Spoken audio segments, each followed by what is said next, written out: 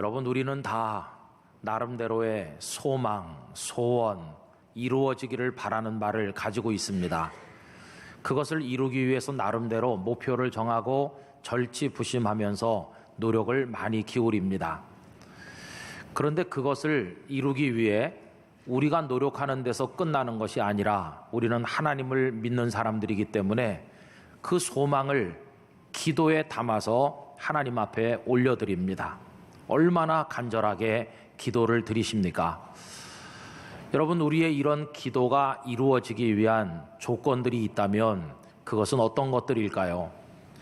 우선 제일 먼저 말씀드릴 수 있는 것은 우리의 기도가 하나님의 뜻에 맞아야만 될 것입니다. 하나님께서 원하시지 않는 것은 기도해 보았댔자 이루어지지도 않을 것이고, 또 설령 이루어지는 것처럼 보인다고 할지라도 그게 우리에게 진정한 복이 되지는 못할 것입니다. 하나님의 뜻에 꼭 맞는 기도, 이게 얼마나 중요합니까? 자, 그 다음에는 무엇이 중요할까요?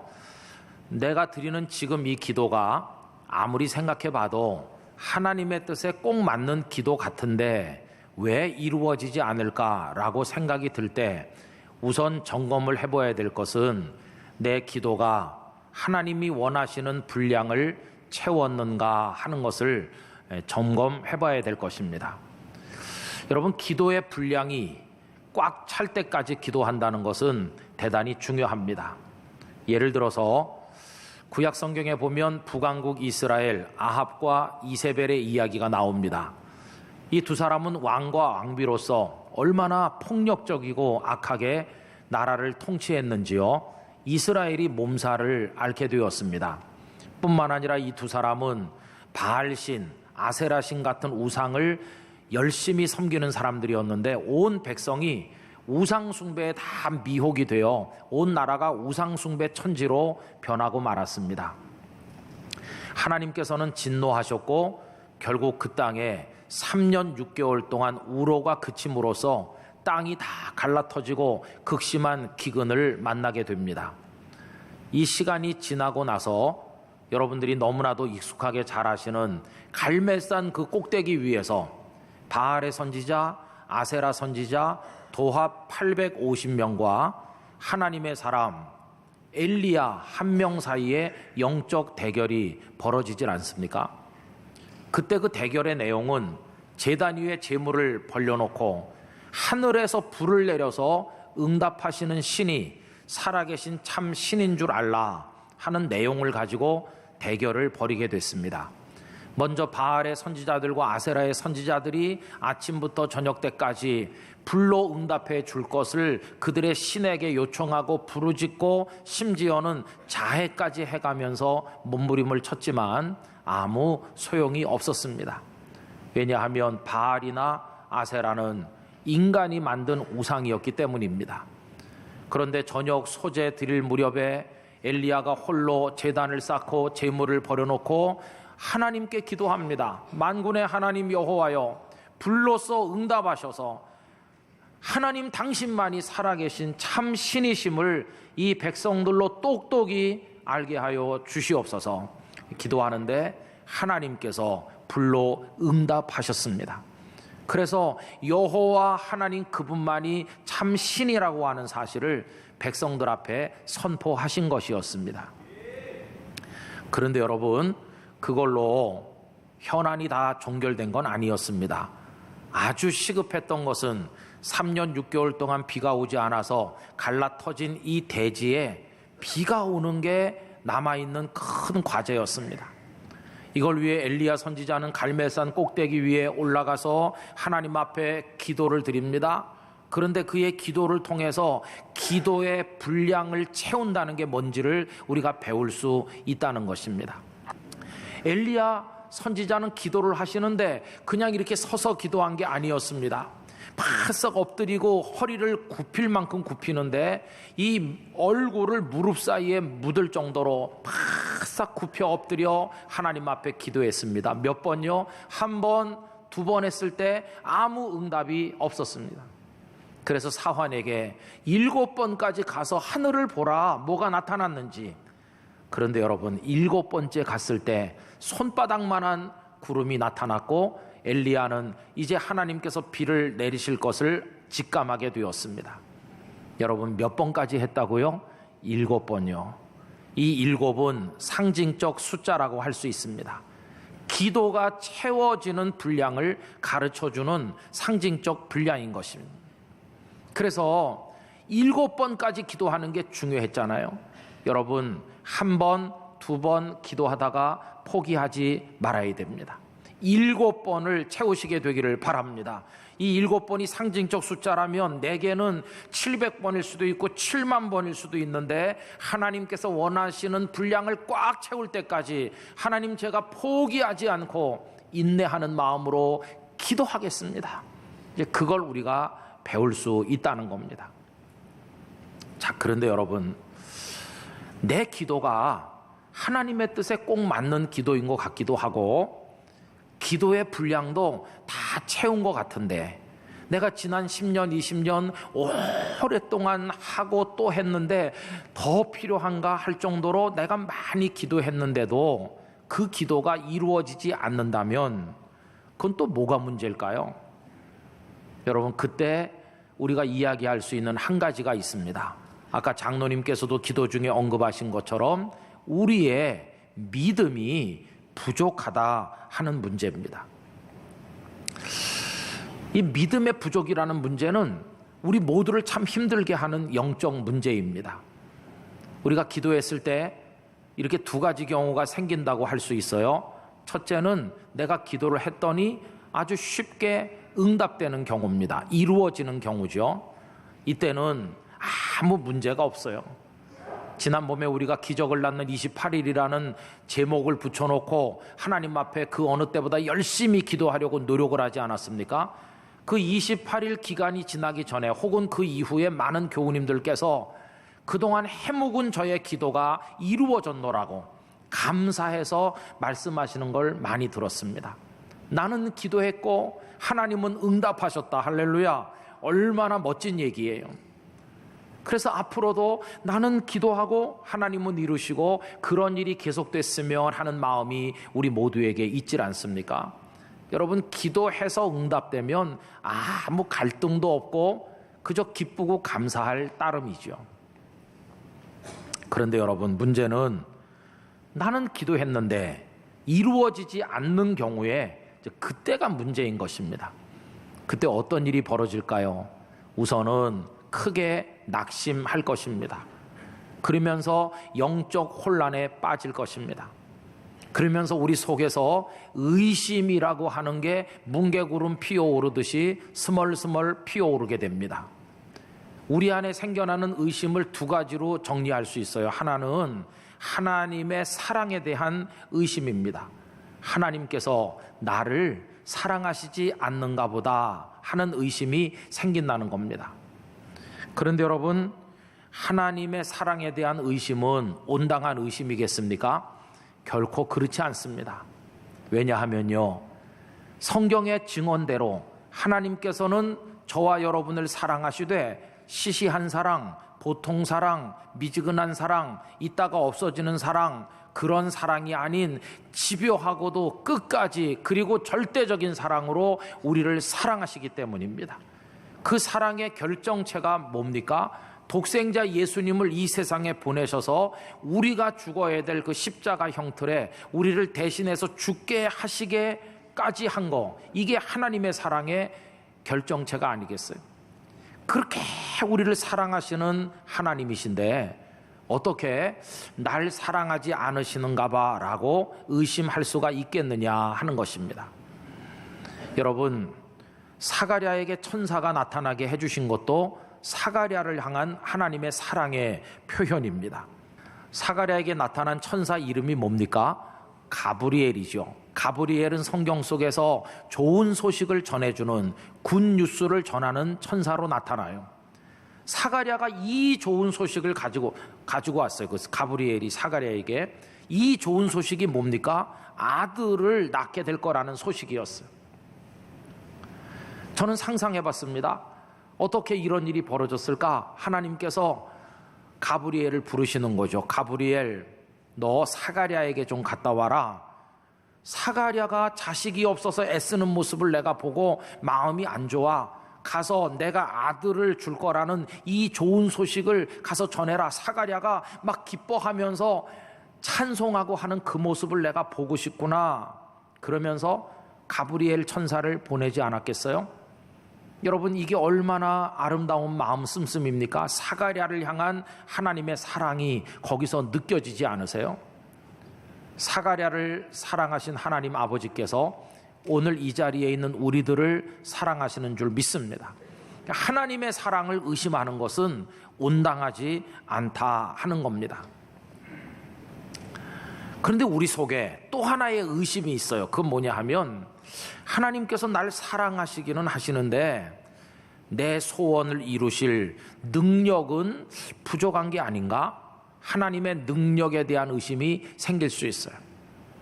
그러나 여러분, 하나님의 사랑에 대한 의심이 온당하지 않듯이 하나님의 능력에 대한 의심 또한 옳은 게 아닙니다. 왜냐하면 성경은 하나님께서 천지 만물을 말씀으로 창조하시고 죽은 자를 일으키시는 생명의 근원이신 전능자라고 하는 사실을 우리에게 선포하고 있기 때문인 것입니다.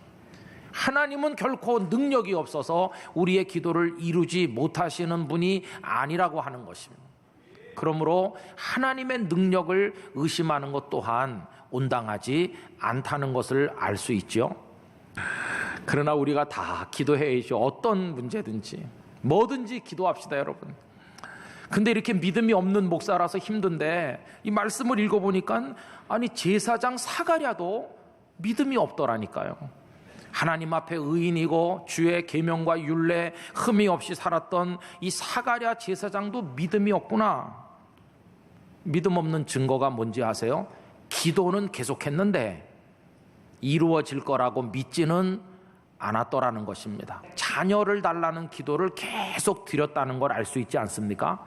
계속 기도했구나, 이거 알 수 있죠. 그러면 천사가 너 아들 낳을 거다 그러면 여기서 어떤 반응을 보여야 될까요?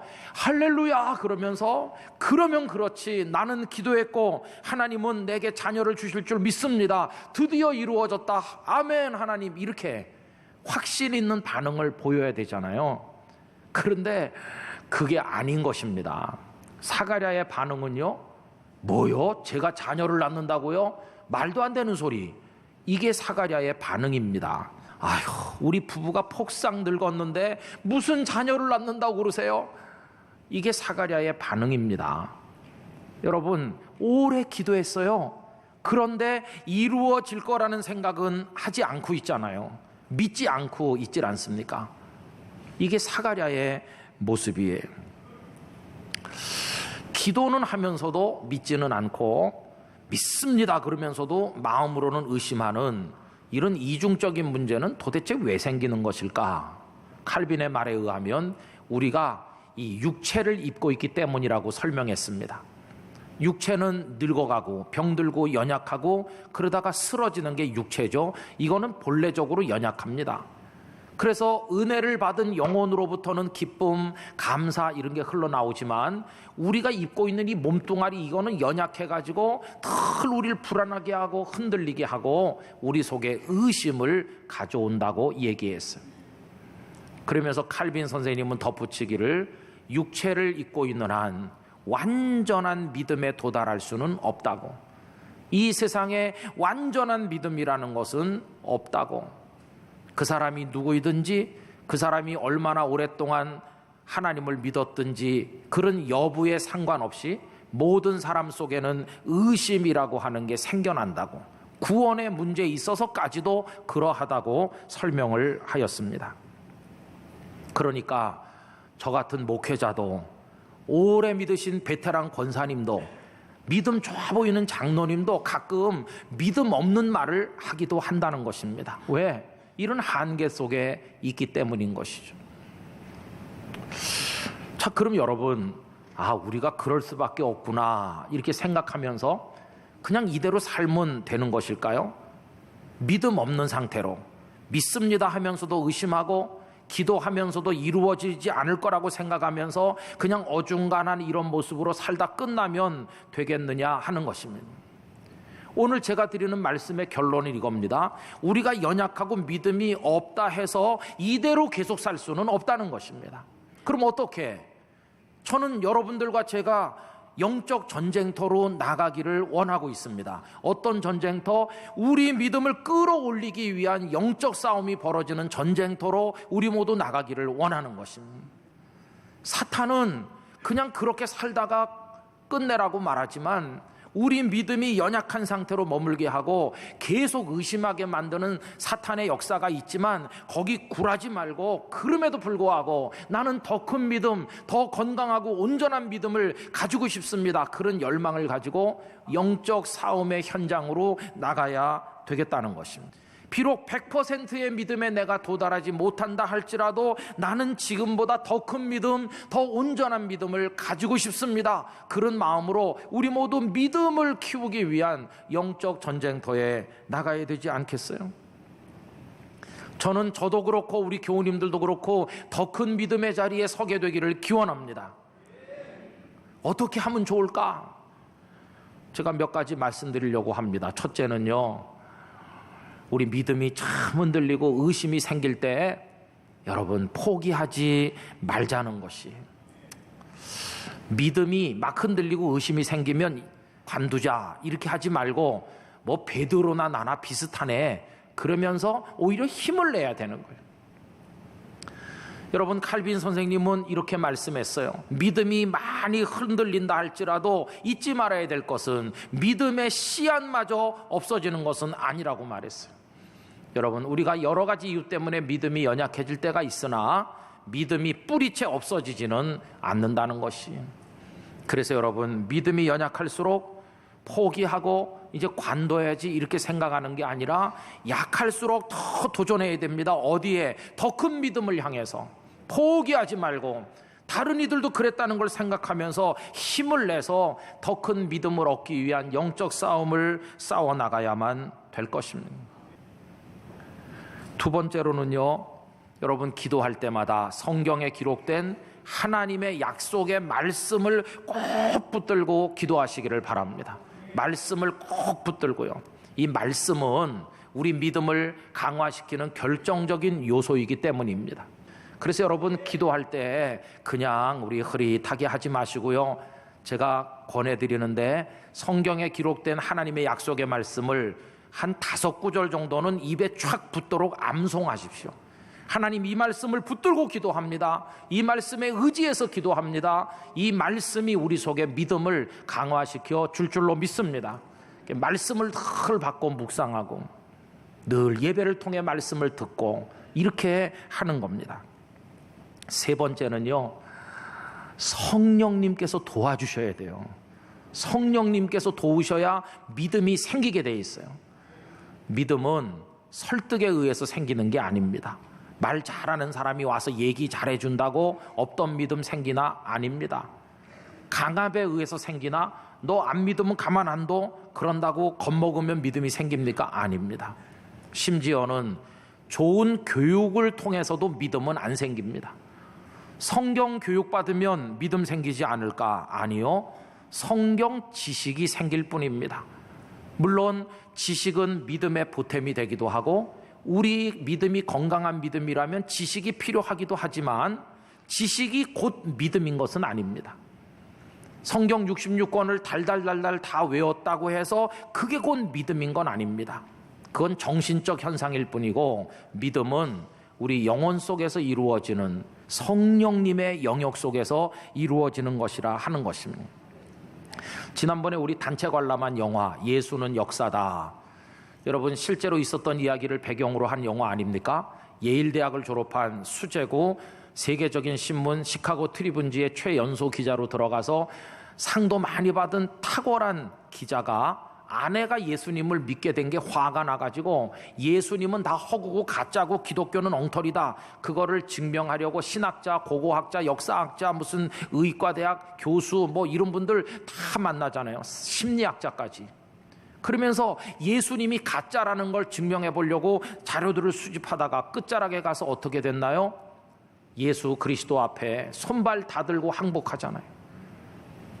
그게 영화기 때문에 제대로 표현할 수가 없는 한계가 있는데, 그러면 어떻게 그분이 예수님을 영접을 하고 그 속에 믿음이 생겨서, 그리고 어떻게 지금은 유명한 목사님까지 됐을까? 그 영화는 잘 표현을 못하지만 반박할 자료를 못 찾았기 때문에 믿음이 생겼나요? 아닙니다. 지금도 얘기하다 보면 반박을 못하면서도 끝까지 나 그래도 예수 안 믿어요, 그런 사람 많잖아요. 반박할 자료가 없기 때문에 억지로 믿는 게 아니라, 영화 속에서는 표현을 못하지만 성령님께서 그분의 속에서 일하고 계셨던 것이에요. 믿음을 일으키시고 계셨던 것이에요. 성령님의 도우심이 있어야 우리 속에 믿음이 생긴다 하는 것입니다. 그래서 여기 지금 산부 예배 오신 여러분, 예수님이 여러분의 구세주이심을 믿으십니까? 네, 아멘 하셨잖아요.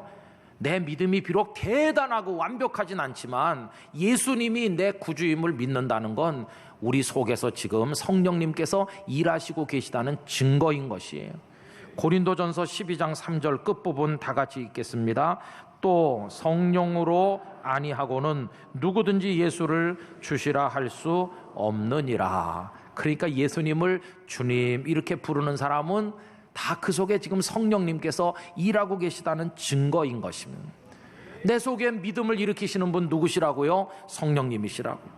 그래서 종교개혁자 루터는 이렇게 말했습니다. 여러분, 이 얘기가 중요한데요, 하나님의 말씀이 정확하게 전해지고 거기 성령님이 역사하실 때 사람들 속에 믿음이 생긴다, 이렇게 얘기했어요. 말씀이 있고 성령님의 역사가 있을 때 우리 속에 믿음이 생겨나게 되어 있습니다. 그래서 여러분, 기도하면서도 의심하고 믿습니다 하면서도 의심의 구름이 일어날 때 우리가 할 일이 뭔가, 성령 하나님, 연약한 내 속에 큰 믿음을 일으켜 주시옵소서, 이렇게 부르짖고 도움을 구하는 것입니다. 저는 우리 땅끝 성도들이 내 믿음이 크도다, 내 믿음대로 될지어다 예수님께 칭찬받았던 사람들처럼 우리도 그런 믿음의 칭찬을 받게 되기를 원하는 것입니다. 성령님의 도우심을 꼭 구하시길 바라요. 그래서 여러분, 어중간한 자리에 계속 있으면 안 되겠어요. 계속 믿음 없이 기도하고 계속 믿습니다 하면서도 되겠어? 이렇게 의심하고 언제까지나 그렇게 있지 않고 더 굳센 믿음, 더 아름다운 믿음으로 전진하게 되기를 소망합니다. 희망이 있어요. 왜? 성령님께서 역사하실 거니까. 최근에 한 교우님을 신방했습니다. 그분이 이렇게 말하더라고요. 목사님, 제가요 몇 년 전부터 교회는 가지만 가서 뭐 찬송하고 기도하고 설교 듣지만 그때 몇 년 전에 하나도 마음에 닿질 않았어요. 그냥 뭐 형식적으로 그냥 다녔죠. 왜? 아내가 가자고 하니까 와서 앉아 있어 주는 겁니다. 근데 하나도 그렇게 마음에 닿지도 않고 믿어지지도 않더래요. 그런데 지금 몇 년이 지난 지금 와서 이제는 달라졌습니다. 예배 시간에 찬송하고 기도하는 하나하나가 너무너무 간절하게 다가오고 그게 다 아멘으로 고백이 된다는 거예요.